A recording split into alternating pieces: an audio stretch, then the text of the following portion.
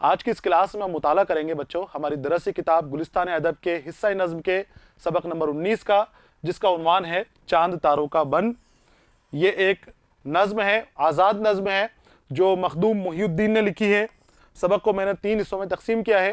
पहले हिस्से के अंदर हमने शायर मखदूम मुहिउद्दीन के हवाले से बात की, आपकी ज़िंदगी के हवाले से और तर्ज तहरीर के हवाले से हमने बात की। दूसरा हिस्सा लेकर मैं आपके सामने हाजिर हूँ। यहाँ पर हम नज़्म चांद तारों का बन का मुताला करेंगे। क्या कहना चाहते हैं, क्या पैगाम हमें देना चाहते हैं, किस तरह के हालात का बयान किया जा रहा है इस नज़्म के अंदर, वो हम इस नज़्म के अंदर जानेंगे, तशरीह करेंगे इसकी। इसके बाद तीसरा हिस्सा होगा। उस तीसरे हिस्से के अंदर हम दरसी किताब में दिए गए सवालात की मशक करेंगे, उन सवालातों को हल करेंगे। तो हम शुरू करते हैं। मोम की तरह जलते रहे हम शहीदों के तन, ये पहला मिसरा है नज़्म चांद तारों का बन का। नज़्म चांद तारों का बन मखदूम मुहिउद्दीन की लिखी हुई नुमाइंदा नज़्म है, खूबसूरत नज़्म है और हैयत के हिसाब से बच्चों ये आज़ाद नज़्म है। आज़ाद नज़्म, इसमें काफिया की पाबंदी नहीं है, इसमें मिसरों की बराबरी लंबाई के हिसाब पाबंदी नहीं है। छोटे बड़े मिसरे हो सकते हैं। देखिए आप, कुछ मिसरे किस तरीके के हैं, कुछ मिसरे लंबे लंबे हैं, छोटे भी हैं। तो मिसरों की पाबंदी नहीं है, जो चाहे लंबाई ले शायर, जो चाहे चौड़ाई ले, लेकिन एक बहर इनकी होनी चाहिए, वजन होना चाहिए उनके अंदर। छोटे बड़े होने के साथ भी तरन्नुम बननी चाहिए उसके अंदर, नज्म के अंदर। लेकिन इसमें काफिया की कोई पाबंदी नहीं है। काफिया अगर शायर देना चाहे तो दे, वरना काफिया भी कहीं है और कहीं नहीं है। इस नज्म के अंदर आजाद नज्म है। नज्म चांद तारों का बन बच्चों 3 हिस्सों के अंदर लिखी हुई नज्म है। इसमें 3 हिस्से बयान किए गए हैं। आज़ादी से पहले, आज़ादी के वक्त और आने वाला मुस्तकबिल में किस तरह का हिंदुस्तान हम चाहते हैं, वो इस नज्म के अंदर मखदूम मुहिउद्दीन ने बताया है। बच्चों, मखदूम मुहिउद्दीन ने जब ये नज्म लिखी, तो मैंने आपको, जब हम मखदूम मुहिउद्दीन का तारफ बता रहा था मैं, तो कम्युनिस्ट पार्टी से जुड़ाव था। नीचे तबके के लोगों की परेशानियों को देख रहे थे, मजदूरों की परेशानियों उनके सामने थी, किसानों की परेशानियां उनके सामने थी, जो छोटे तबके के लोग हैं, गरीब लोग हैं, उनकी परेशानियां उनके मद्देनजर थी, उनकी परेशानियों को देख रहे थे। जब हम आज़ादी का ख्वाब लिए हुए जद्दोजहद कर रहे थे, आज़ादी पाने के लिए कोशिशों में लगे हुए थे, अंग्रेज़ों से मुकाबला कर रहे थे, तो उस वक्त कई तरह के सपने, कई तरह की उम्मीदें हमारी नज़रों के सामने थी। हम ये सोचते थे कि आज़ादी आएगी तब हमारे सुकून हो जाएगा, आज़ादी मिलेगी तब हमारे ये मजदूर जो हैं इनकी ज़िंदगी अच्छी हो जाएगी, आज़ादी मिल जाएगी तो हमारे जो दबे कुचले लोग हैं, नीचे तबके के लोग हैं, उनकी ज़िंदगी उड़ जाएगी, वो भी तरक्की करने लग जाएंगे। लेकिन जब आज़ादी मिली तो उसके बाद तो हमें एक अलग ही रंग नज़र आया। उन मजदूर तबकों को, उन दबे कुचले लोगों के ऊपर उठने की बात तो दूर है, उस वक्त मार काट और मच गई। आज़ादी के वक्त खूब खून बहाया गया एक दूसरे का। लोग जात पात के, धर्म के आधार पर, मजहब के ऊपर एक दूसरे से लड़ने लगे, एक दूसरे का खून बहाने लगे। इस चीज ने मखदूम मुहिउद्दीन को बहुत ज्यादा मुतासिर किया। तो उन्होंने इस नज्म को 3 हिस्सों में इसलिए लिखा कि वो बता सकें कि हम क्या उम्मीद रख रहे थे। हम चांद तारों का बन हिंदुस्तान को कह रहे थे, जिस तरह से चांद तारे दमकते रहते हैं, चमकते रहते हैं, हिंदुस्तान को भी हम ऐसा कह रहे थे।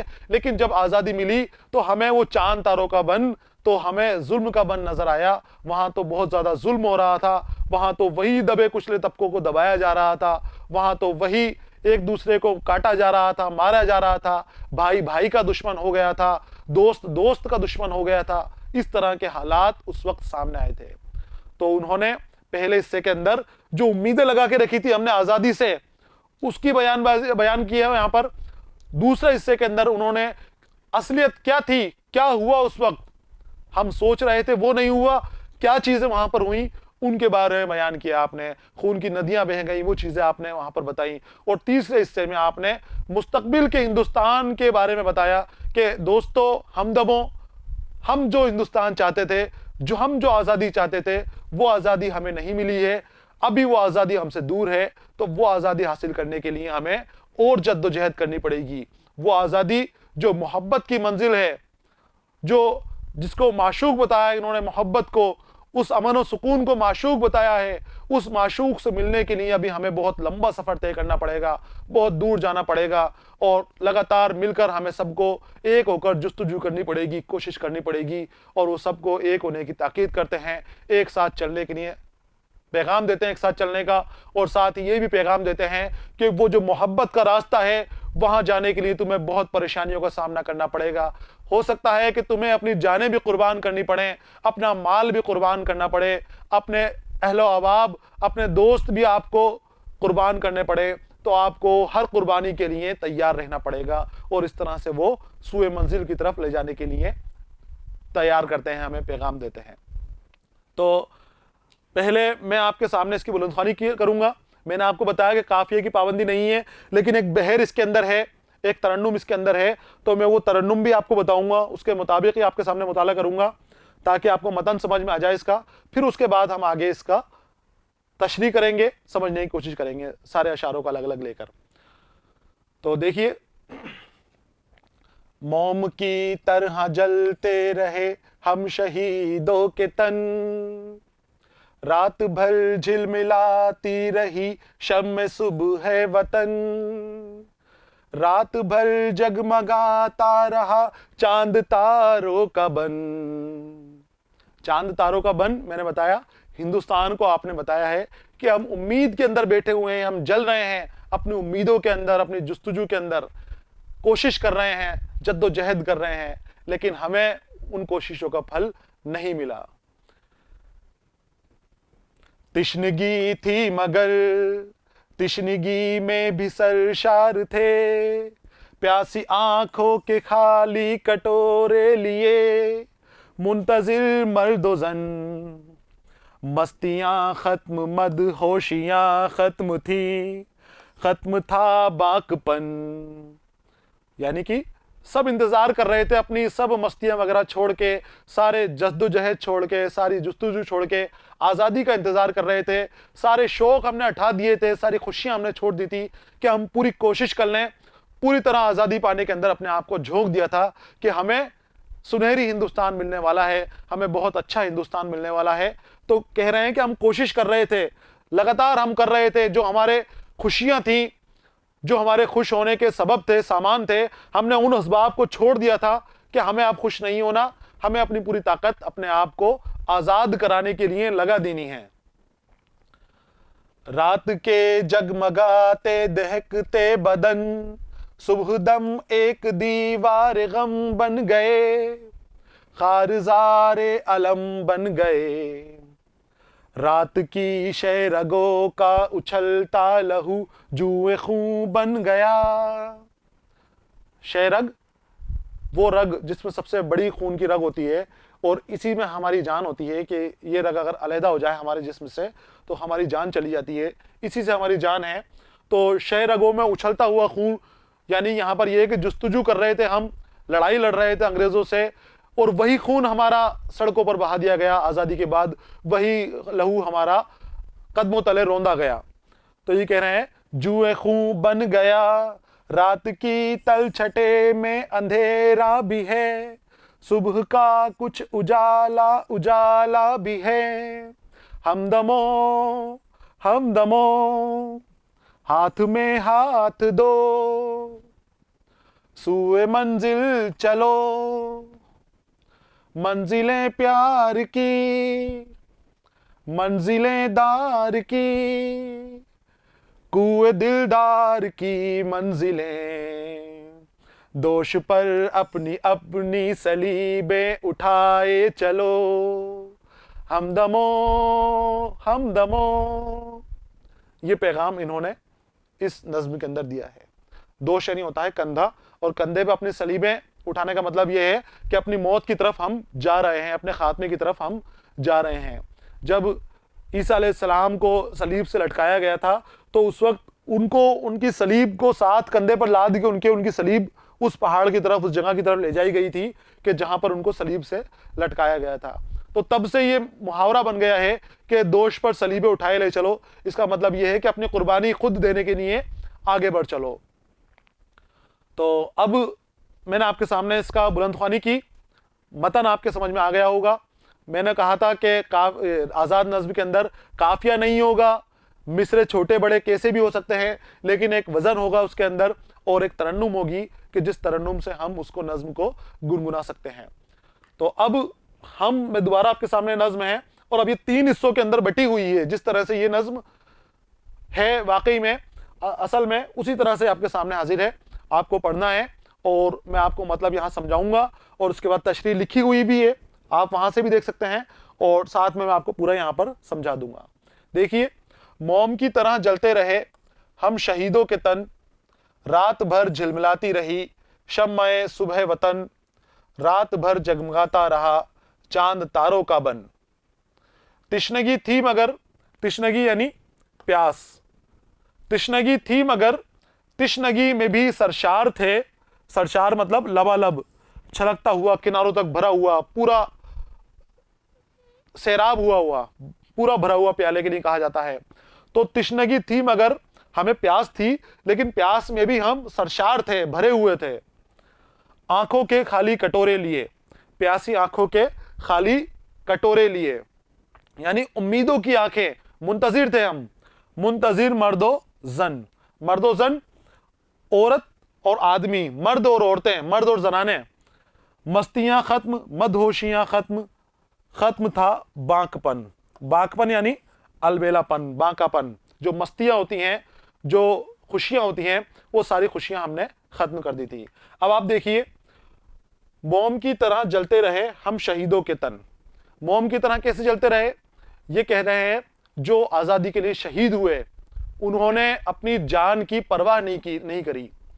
जिस तरह से मोमबत्ती जलती है और मोम पिघलता हुआ उससे अलग हो जाता है, अपनी जान दे देता है, अपनी जान खत्म कर देती है शमा, उसी तरह से आज़ादी के मतवालों ने आज़ादी हासिल करने के लिए अपनी जानों की परवाह नहीं की, अपनी जान की फिक्र नहीं की, और अपने आप को मुल्क के ऊपर कुर्बान कर दिया, मुल्क के ऊपर लुटा दिया।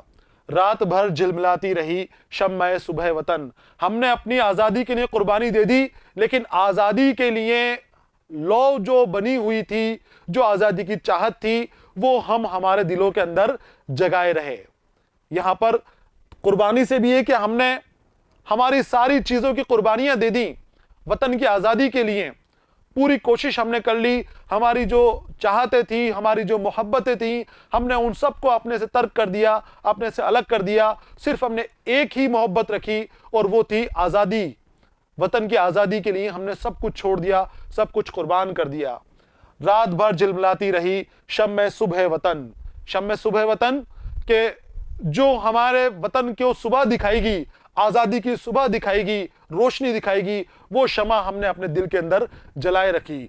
उस शमा की वजह से मोम की तरह हमारे बदन जल गए, हमें दुख दर्द मिले, हमें परेशान किया गया, हमें फांसियों पर लटका दिया गया, हमारे सर कलम कर दिए गए, लेकिन हमने हमारे मुल्क की आज़ादी की तमन्ना को, उस जुस्तजू को कम नहीं होने दिया, उस तमन्ना को हमारे दिल से नहीं निकलने दिया। रात भर जगमगाता रहा चांद तारों का बन, और चांद तारों के बन को हमने अपनी जद्दोजहद से, अपनी कोशिशों से रात भर रोशन रखा। रात भर, ये गुलामी के दौर की बात की जा रही है, गुलामी के वक्त की बात की जा रही है कि जब कोशिश की जा रही थी आज़ाद होने के लिए, उस पूरे दौर को अंधेरा कहा है। जो हम गुलामी में थे, उस अंधेरे के दौर को कहा है कि हम रात भर हमने अपने आप को वतन की आज़ादी के लिए कुर्बान कर दिया, वतन की आज़ादी के लिए पूरी तरह से दिलो जान हमने निसार कर दी। रहा चांद तारों का बन। चांद तारों का बन यहाँ पर हिंदुस्तान को कहा गया है कि जिस तरह से चांद तारों का बन, आसमान चमकता है, उसी तरह से हमारी उम्मीदों से हिंदुस्तान चमक रहा था, हिंदुस्तान रोशन हो रहा था।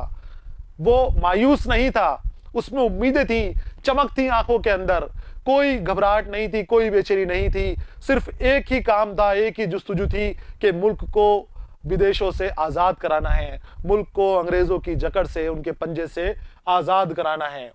तिश्नगी थी मगर तिश्नगी में भी सरशार थे। तिश्नगी यहाँ पर प्यास का माने हैं, लेकिन यहाँ पर ज़रूरियात बताई गई है कि हमें बहुत सारी ज़रूरियात दूसरी भी थी, लेकिन हमने उन किसी भी ज़रूरियात को सामने नहीं आने दिया। हमने सारी ज़रूरियात, सिर्फ एक ही ज़रूरियात को तवज्जो दी सारी ज़रूरियात के ऊपर, और वो थी वतन की आज़ादी। तो हमें प्यास थी, लेकिन प्यास में भी हम सैराब थे। हमने कभी पानी की तमन्ना नहीं की, हमें कभी दूसरी चीजों की तमन्ना नहीं की। हम सबसे दूर हटे रहे, सबसे दूर लगे रहे, सिर्फ आजादी के लिए, सुबह वतन देखने के लिए जुस्तजू करते रहे। आंखों के खाली कटोरे लिए मुंतजिर मर्दोजन, आंखों के खाली कटोरे, उम्मीद भरी निगाहें, वो जो प्यासी निगाहें हैं जो वतन की आजादी का इंतजार कर रहे हैं, तो उनके आंखों में आजादी देखने के लिए वो खाली थी, कुछ और उनकी आंखों में नहीं था। वो खाली कटोरे आंखों के सामने लेकर खड़े हो गए थे कि हम सिर्फ आजादी की शक्ल ही देखेंगे, इनमें आजादी ही चाहिए हमें, कुछ और हमें नहीं चाहिए। ना तो उनको प्यास लग रही थी, ना तो उनको भूख लग रही थी, यानी उनको कोई जुस्तजू नहीं थी, कोई उनको दरकार नहीं थी किसी चीज की, सिर्फ आजादी ही चाहिए थी। आजादी के इंतजार में ही वो नजरें गड़ाए हुए थे, इंतजार कर रहे थे। मुंतजिर मर्दोजन, मुंतजिर इंतजार करते हुए, औरतें और आदमी सभी अपनी कुर्बानी दे रहे थे, वतन की आजादी के लिए जद्दोजहद कर रहे थे। मस्तियां खत्म, मदहोशियां खत्म थी, खत्म था बांकपन। और वतन की आजादी के लिए हमने हमारी मस्तियां भी खत्म कर दी थी, यानी जो हमारे शौक थे, जो हमारे खेल कूद थे, छोटी छोटी उम्र के अंदर कुर्बानियां देनी शुरू की थी। आप देखिए भगत सिंह, अशफाक उल्लाह खां, कितनी कम उम्र के अंदर इन्होंने कुर्बानियां दी थी अपने वतन के लिए, अपनी जानों की परवाह नहीं की, अपने मुल्क की आजादी के लिए लड़ गए। इनकी आंखों में उम्मीद की किरण थी, इनकी आंखों में रोशनी थी। इन्होंने कभी भी फिक्र नहीं की, कभी भी पीछे मुड़ के नहीं देखा कि इस जुस्तजू में, आजादी के लिए भागदौड़ के अंदर हमारी जान भी जा सकती है क्या, हमें फांसी पर लटका दिया जाएगा, हमारे सर कलम कर दिए जाएंगे, हमारी जानें ले ली जाएंगी, हमें जिंदगी भर के लिए कैद कर लिया जाएगा। किसी चीज की इन्होंने परवाह नहीं की और अपनी आजादी के लिए ये लड़ते रहे, जुस्तजू करते रहे, लगे रहे कि हमें अपनी आजादी हासिल करनी है। तो इनकी मस्तियां भी खत्म हो गई थी, मदहोशियां भी खत्म थी, और खत्म था बागपन, जो इनका बचपन था, जो इनकी जवानी थी, अलहड़ जवानी थी, मदहोश करने वाली जवानी थी। वो जवानी जिन चीजों में लगानी चाहिए थी, उन्होंने उन चीजों की तमन्ना नहीं की। अपनी जवानी को अपने वतन की आजादी के नाम वक्फ कर दिया, अपनी आजादी के ऊपर ही अपनी जवानी को इन्होंने सर्फ कर दिया। तो इस तरह की उम्मीदें लिए, इस तरह की ख्वाहिशात लिए मन के अंदर, आजादी के लिए जुस्तजू ये लोग करते चले जा रहे थे। कौन लोग थे ये वही थे जो वतन के लिए अपने आप को शहीद कर रहे थे, वतन की शम्मा को, आजादी की शम्मा को जलाए रखने के लिए अपने आप को चमकाए हुए थे, दिल के अंदर रोशनी भरे हुए थे। और इन्हीं की जुस्तजू से पूरे हिंदुस्तान चमक रहा था, हिंदुस्तान में उम्मीद भरी हुई थी, उम्मीद की नजरों से इन सबको देख रहा था और चांद तारों के बन की तरह चमक रहा था। यह है पहला हिस्सा नज्म का। अब मैं इसका तशरीह आपके सामने लेकर आऊंगा। तशरीह मैंने आपके सामने की है, मुंह ज़बानी, आपको समझ के उससे बगैर देखे लिखनी है, और फिर भी आपको समझ में कम आता है तो यहां से और आपको देख लेनी है, लेकिन नकल नहीं करनी, आपको खुद को अपने हिसाब से लिखनी है। देखिए, इस नज्म में चांद तारों के बन से मुराद शायर का अपना वतन हिंदुस्तान है, जो बावजूद गुलामी के तारीकी के अपना हुस्न और बालापन रखता है। गुलामी को तारीकी बताया, अंधेरा बताया है, उस परेशानी वाली रात को, गुलामी के वक्त को रात बताई गई है, और वो रात बताई गई है कि जो गुजरने वाली है। गुलामी के स्याह तारीकी में भी उसकी खूबसूरती बाकी थी। हालांकि आज़ादी से पहले अंधेरा छाया हुआ था, लेकिन उस अंधेरे में भी वतन की खातिर शहीद होने वालों के बदन मोम की तरह जलकर आज़ादी की रोशनी फैला रहे थे। जो अंधेरा था, उस अंधेरे की फिक्र नहीं करके अपने आप की कुर्बानी लोग दिए जा रहे थे ताकि वतन की आज़ादी की शम्मा जलती रहे। तो अपने आप को जलाकर, अपने आप को कुर्बान करके रोशनी फैलाने की कोशिश कर रहे थे। रात की तारीकी में भी रोशनी बरकरार थी, और इसी तरह मुल्क हिंदुस्तान चांद तारों के लिए बन की तरह चमक रहा था। जिस तरह से चांद तारों का बन होता है ना, रात को चमकता हुआ, कितने सारे तारे झिलमिलाते हुए नजर आते हैं, चांद झिलमिलाता हुआ नजर आता है। हमारा हिंदुस्तान के अंदर भी वो उम्मीदें, वो ख्वाहिशात जग रही थी, वो चमक रही थी। आज़ादी की प्यास थी, उसकी तलब थी, लेकिन इस प्यास और तश्नगी के आलम में भी हम सरशार थे, क्योंकि वतन की आज़ादी की धुन सभी में समाई हुई थी। सभी को कुछ और जुस्तजू नहीं थी, कुछ और नहीं चाहिए था। सभी को हिंदुस्तान की आज़ादी प्यारी थी। हिंदुस्तान की आज़ादी के लिए मर्द और जन, चाहे मर्द हो के औरतें हों, सब जद्दोजहद में लगे हुए थे। जिससे जितना बन सकता था उतनी कुर्बानी वतन के लिए वो देने की कोशिश कर रहा था। हम आज़ादी की ख्वाहिश दिल में लिए इंतज़ार करते रहे। हमारी आंखें सुबह वतन देखने के लिए बेकरार थीं। आज़ादी हासिल करने की धुन में हम मस्त और सरशार थे। हमने जो हमारे खेल कूद हैं, हमारे जो शौक थे, हमारी जो पसंद आने वाली चीज़ें थी, सबको कुर्बान कर दिया था, सबको छोड़ दिया था और वतन के ऊपर ही अपने आप को छोड़ दिया था कि हम सिर्फ वतन को आज़ाद कराने के लिए ही अपनी ज़िंदगी लगा देंगे। हम इसी कोशिश और जुस्तजू में लगे हुए थे कि किसी तरह अपने वतन को आज़ाद करा दिया जाए। आज़ादी हासिल करने की जद्दोजहद और कोशिशों की वजह से हरारत और गर्मी हमारे बदन में पैदा हो गई थी, जिससे हमारे बदन भी दहकते हुए और जगमगाते हुए महसूस हो रहे थे। उन कोशिशों की वजह से, उन जस्तजू की वजह से हमारे बदन के अंदर भी गर्मी पैदा हो गई थी। हमारी जोश और जज्बा पैदा हो गया था वतन को आज़ाद कराने के लिए। अब यहाँ पर हम से मुराद क्या है?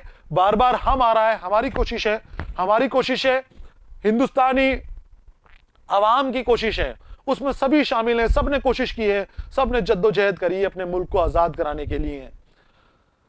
तो आगे देखिए, अब ये दूसरा हिस्सा है नज्म का कि यहां पर हम आज़ाद कराने के लिए कोशिश कर रहे हैं वतन को, लेकिन जब वतन आज़ाद हुआ तो क्या उम्मीदें थी, लेकिन मिला क्या?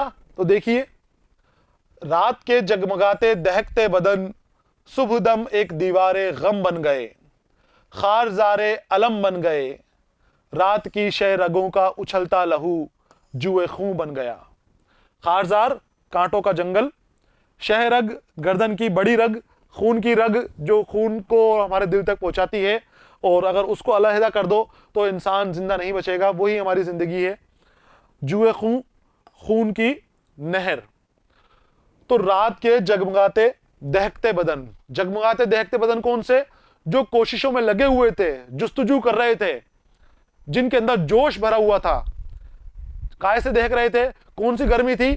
जोश था अपने वतन को आजाद कराने के लिए, अपने मुल्क को आजाद कराने के लिए जो उनमें जज्बा था, उस जज्बे की वजह से उनमें गर्मी आई हुई थी।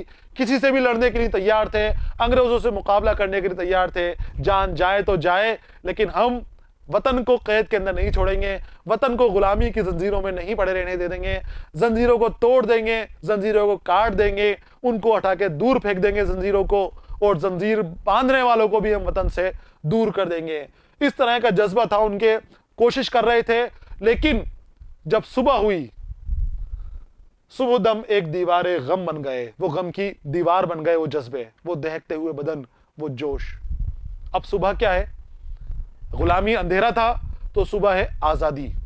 जब आजादी मिली तो वो दीवारे गम बन गए, गम की दीवार बन गए। क्यों बन गए गम की दीवार? क्योंकि जिस आजादी की हम तमन्ना कर रहे थे, जिस आजादी के लिए हम जुस्तजू कर रहे थे, जिस जुल्म से बचने के लिए, जालिमों से बचने के लिए हम जुस्तजू कर रहे थे, हमारे मुल्क के अंदर जालिम पैदा हो गए। हमारे ऊपर उसी तरह का जुल्म किया जाने लगा जिस तरह का अंग्रेज हुकूमत में किया जा रहा था। वो दूसरे लोग जुल्म कर रहे थे, यहां पर अपने लोग ही जुल्म करने लगे। जमीनें जमींदारों के हाथ में चली गई, खेत खलिहानों पर बड़े जमींदारों का कब्जा हो गया, मजदूरों को दबाया जाने लगा, मजलूमों के ऊपर और जुल्म बढ़ गया, अमीर अमीर होने लगे, गरीबों की गरीबी और बढ़ने लगी। तो वो जो उम्मीदें थी, वो उम्मीदें नाउम्मीदी में बदल गईं, वो उम्मीदें पस्त हो गईं, खत्म हो गई उम्मीदें कि हम क्या सोच के मेहनत कर रहे थे, कितनी जुस्तजू कर रहे थे।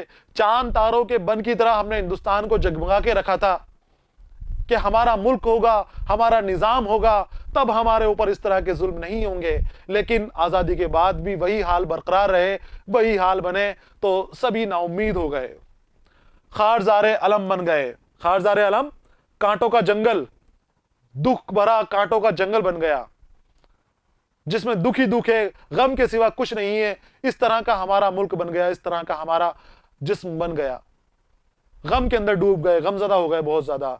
और रात की शह रगों का उछलता लहू, जो रात को, रात मतलब गुलाबी के अंदर शह रगों में जो खून उछल रहा था, जो हम जोश दिखा रहे थे, हम मेहनत कर रहे थे अपने मुल्क की आज़ादी के लिए, सुबह हुई तो जुए खून बन गया, वही खून जो है खून की नहर बन गया, खून की नदी बन गया। आज़ादी के बाद मार काट हुई थी, बहुत ज़्यादा जुल्म सितम एक दूसरे पर किए गए थे, मजहब के नाम के ऊपर कत्ले आम किया गया था, फिरकों के नाम के ऊपर कत्ले आम किया गया था, हिंदू मुसलमान सिख ईसाई के नाम पर कत्ले आम किया गया था। तो जब अंधेरा था, यानी हम गुलाम थे, तो हम मिलकर लड़ रहे थे, आज़ादी के लिए एक होकर लड़ रहे थे। लेकिन जैसे ही हम आज़ाद हुए, हम एक दूसरे के खून के दुश्मन बन गए, और वो जो खून मिलकर लड़ रहा था, जोश और जज्बा था, उसको नालियों के अंदर बहा दिया गया, उस खून को सड़कों के ऊपर बहा दिया गया, और उसके बाद भी जुल्म सितम की इंतहा जारी रही, इंतहा होती रही। तो जो उम्मीद की थी कि जैसा मुल्क हमें मिलने वाला है, वैसा मुल्क नहीं मिला, खराब मुल्क मिला, मुल्क के हालात को और ज़्यादा ख़राब कर दिया गया। ये मखदूम मोहिउद्दीन यहाँ पर बता रहे हैं। तो देखिए इसकी तशरीह कि दूसरे बंद में शायर ने आज़ादी मिलने के बाद का हाल बयान किया है। वो फरमाते हैं कि आज़ादी से पहले आज़ादी को लेकर कई तरह के सपने थे, कई तरह की सोचो ख्याल थे, आज़ादी से बड़ी तवक्कुआत थी, लेकिन अफसोस कि वो सोच, वो सपने, वो ख्वाहिशात पूरी ना हो सके। जिन चीज़ों के बारे में सोचा था, जिन तमन्नाओं को लिए आज़ादी हासिल की थी, जुस्तजू की थी, लोग देख रहे थे कि अभी तो हम गैर के उसमें मातहत हैं, जब हम आज़ाद हो जाएंगे तो हमारा मुल्क के अंदर हमारा निज़ाम होगा और हमारी हुकूमत होगी, तो हमारे लिए ही हाकिम होंगे, हमारी ही भलाई के काम करेंगे, तब जुल्म सितम ख़त्म हो जाएगा और नया हिंदुस्तान बनकर सामने आ जाएगा। आज़ादी के बाद एक ही मुल्क के लोगों ने एक दूसरे का खून बहाया है। आज़ादी के बाद कई घर उजड़ गए, औरतें बेवा हो गईं, बेशुमार बच्चे यतीम हो गए। हम ये समझते थे कि आज़ादी मिलने के बाद नाइंसाफ़ी और ना बराबरी ख़त्म हो जाएगी, सरमायादार और मेहनतकश तबके में जो खलिश थी वो दूर हो जाएगी, एक ऐसा समाज और एक ऐसी ज़िंदगी शुरू होगी जिसमें हर शख्स खुश व खुर्रम रहेगा। लेकिन ऐसा नहीं हुआ, क्योंकि बाज़ मफाद परस्त लोगों के और मकर फ़रेब के ज़रिए क़ुव्वत और इख्तियार हासिल करके हमारी उम्मीदों पर पानी फेर दिया, और जो लहू अपने मुल्क हिंदुस्तान के लिए कुर्बान होने के लिए हिलोरे मार रहा था, उस लहू को मजहब के नाम पर सड़कों पर बहा दिया गया, और इतनी जद्दोजहद और मुश्किलात से सामना करके हासिल की गई आज़ादी अधूरी रह गई। जो सरमाया थे, जो मुल्क की ज़मीन और दौलत वगैरह थी, और वो चीज़ें थी जो सबकी होनी चाहिए थी, उनके ऊपर कुछ मफाद परस्त लोगों ने काबू कर लिया, और फिर वैसे ही जुल्म सितम किए गए जो अंग्रेज़ों के और जो रियासतों के अंदर जुल्म सितम मजदूरों पर, किसानों पर किए जाते थे। यानी गैर बराबरी का निज़ाम उस वक्त बना दिया गया। तो वो गैर बराबरी का निज़ाम की आपने मुखालिफत की। इसी मुखालिफत के लिए मखदूम मोहिउद्दीन कई बार जेल भी जाना पड़ा, आपको जेल भी गए, कैद भी हुए कई बार, और इसी वजह से आपने ये नज़्म लिखी थी कि हम इतनी आज़ादी, इतनी जुस्तजू आज़ादी के लिए हम कर रहे हैं, लेकिन आज़ादी जो आई हमारी, उसने, आज़ादी ने हमारे निज़ाम को नहीं बदला, निज़ाम वही है, सिर्फ हुकूमत चेंज हो गई है। अब ये तीसरा हिस्सा आपके सामने है। तीसरे हिस्से के अंदर वो आगे बढ़ने के लिए तरगीब देते हैं, लोगों को समझाते हैं कि ये जो आज़ादी के हाल हैं, आज़ादी के बाद के जो जुल्म सितम के हाल हैं, हम इसको बदल देंगे। अब हमें साथ मिलकर चलना चाहिए। हम जिसको हमारी मंजिल समझ रहे थे, वो मंजिल नहीं आई, अभी मंजिल दूर है, उस मंजिल के लिए अभी और कुर्बानियां लगेंगी। तो अपनी अपनी सलीबे अपने कंधे पर डाल लो और हो जाओ तैयार अपनी कुर्बानी देने के लिए, उस आज़ादी को, जिस आज़ादी को आपने अपनी महबूबा बताया है, अपनी माशूक बताया है, उस आज़ादी को हासिल करने के लिए, जद्दोजहद करने के लिए, आगे बढ़ने की लोगों को तरगीब दे रहे हैं। देखिए, रात की तलछटें हैं, अंधेरा भी है, सुबह का कुछ उजाला उजाला भी है। यानी कि रात का जो गुजरा हुआ वक्त का जो अंधेरा है, कुछ हिस्सा उसका बच गया है। कौन सा बच गया है? वही जिसके अंदर जुल्म सितम किए जा रहे हैं। रात के माने आपको जब भी आए गुलामी से मानना है इस नज्म के अंदर, और सुबह के माने जब भी आए आपको आज़ादी से मानना है। यहाँ पर इस्तिआरे में बात की जा रही है। रात का माने यहाँ पर गुलामी है, और सुबह का यहाँ पर इशारा जो है, इस्तिआरा दिया गया है आज़ादी से। तो रात की तलछटें हैं, अंधेरा भी है, रात गुजर गई है, गुलामी की दौर निकल गया है, लेकिन अभी कुछ तलछटें उसकी बची हुई हैं। तलछटें जो नीचे जमा हुआ हिस्सा होता है, रुका हुआ हिस्सा होता है, बचा हुआ हिस्सा होता है, जो चीज नीचे तह में बैठ जाती है, प्याले या गिलास की तह में बैठी हुई गाद होती है कि ऊपर का सारा चीज निकल गया लेकिन कुछ जमी हुई है, तो वो भी धीरे धीरे निकल जाती है। और सुबह का कुछ उजाला उजाला भी है।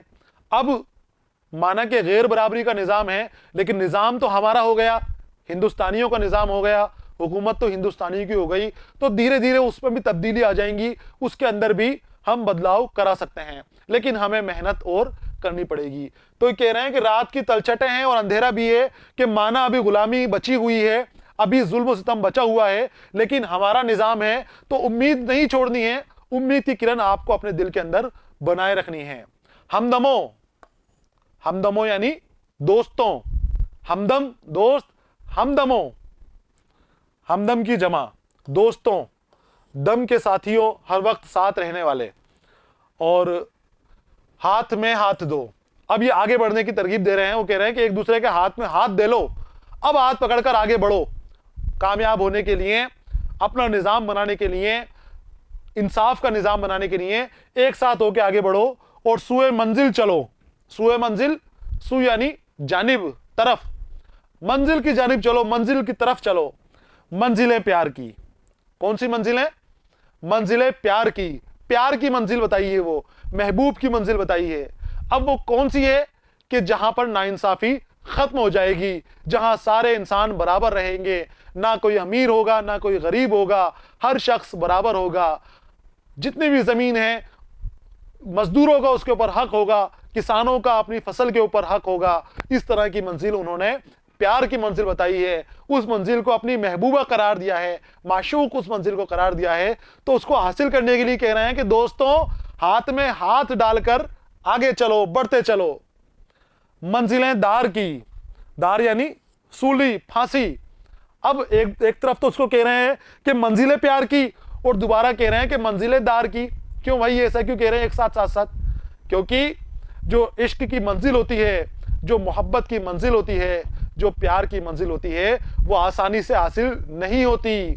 उसके लिए कुर्बानी देनी पड़ती है, कई तरह की कुर्बानियां देनी पड़ती हैं।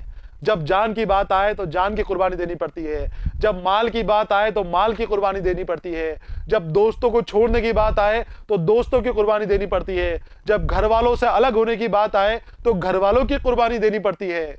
कई तरह की कुर्बानियां उस मंजिल को हासिल करने के लिए देनी पड़ती हैं। वो मंजिल आसानी से हासिल नहीं होती। तो कह रहे हैं कि तुम तैयार हो जाओ कुर्बानी के लिए।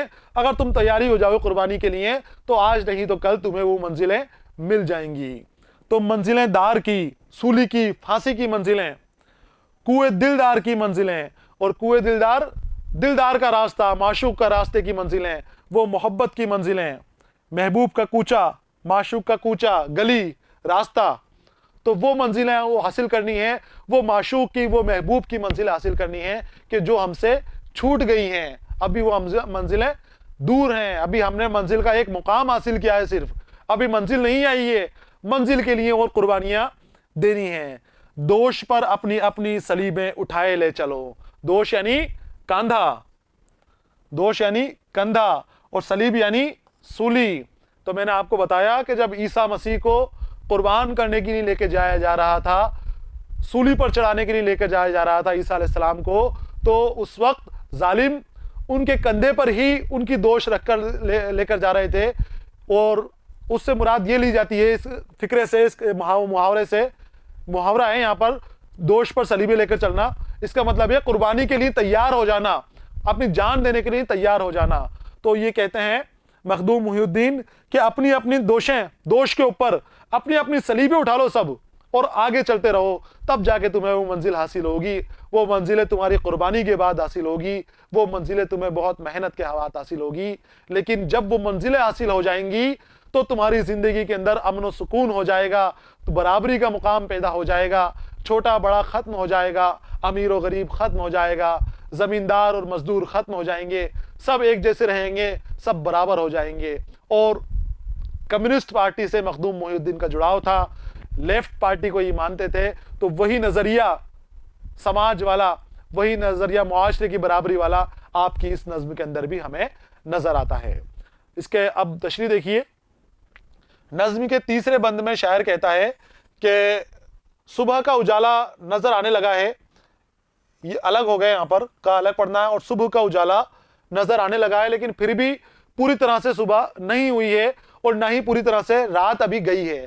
तो सुबह भी है और रात भी है, हम बीच के हिस्से के अंदर हैं। रात की अंधेरी दहशत अभी भी कायम है। आज़ादी से जो हमारे तवक्कात थे वो पूरे नहीं हुए, उनको पूरा करने के लिए अभी और जद्दोजहद करनी पड़ेगी। इसलिए शायर आवाम से मुखातिब होकर कहता है कि अभी हमारी मंजिल दूर है। वो सब कहता है कि हमदमो अभी आगे बढ़ना है, अभी आगे चलना है, हमें हाथ में हाथ लेकर मुत्तहिद होकर आगे बढ़ना है, हमें बड़ी मुश्किलात से गुजरना है। वो मंजिल प्यार और मोहब्बत की मंजिल है, वो मंजिल ही हम सबको महबूबा होनी चाहिए।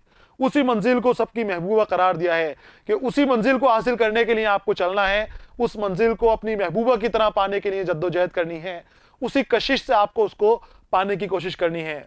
इस मंजिल को हासिल करने के लिए हमें बहुत परेशानियों का सामना करना पड़ेगा। इस मंजिल के लिए हमें अपनी जान भी कुर्बान करने के लिए तैयार रहना चाहिए।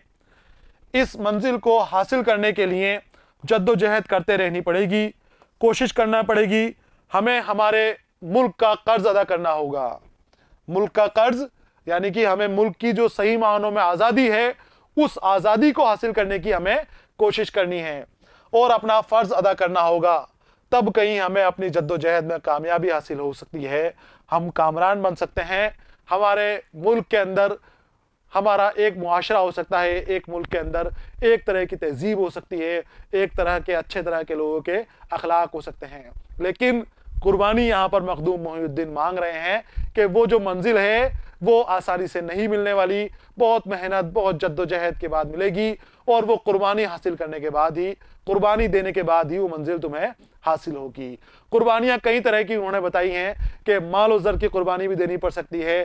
तुम्हें अपनी दौलत छोड़कर, शोहरत छोड़कर, घर वाले छोड़कर, दोस्त छोड़कर हर तरह की कुर्बानी के लिए तैयार रहना होगा। यानी कि अपनी सलीबे कंधे पर रखो और मंजिल के लिए आगे बढ़ जाओ, अपनी जान हथेली पर रखकर मंजिल की जानिब आगे बढ़ना पड़ेगा। तो ये थी बच्चों नज्म चांद तारों का बन। बहुत खूबसूरत नज्म है, मखदूम मोहिउद्दीन की लिखी हुई नज्म है। मुल्क के हालात का बहुत अच्छा मंजर आपने इस नज्म के अंदर पेश किया है।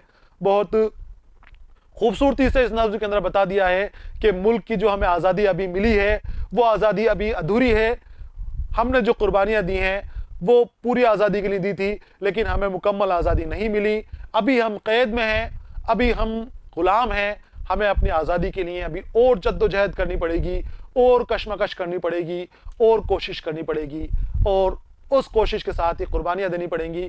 तब जाके हमें सच्ची आज़ादी हासिल होगी। बच्चों ये सबक का दूसरा हिस्सा मुकम्मल हो गया है, नज्म चांद तारों का बन का। और तीसरा हिस्सा जो सवाल और जवाब का होगा जल्दी ही लेकर मैं आपके सामने हाजिर रहूँगा। तब तक के लिए इजाज़त दीजिए, पढ़ते रहिए, खुश रहिए, अलविदा।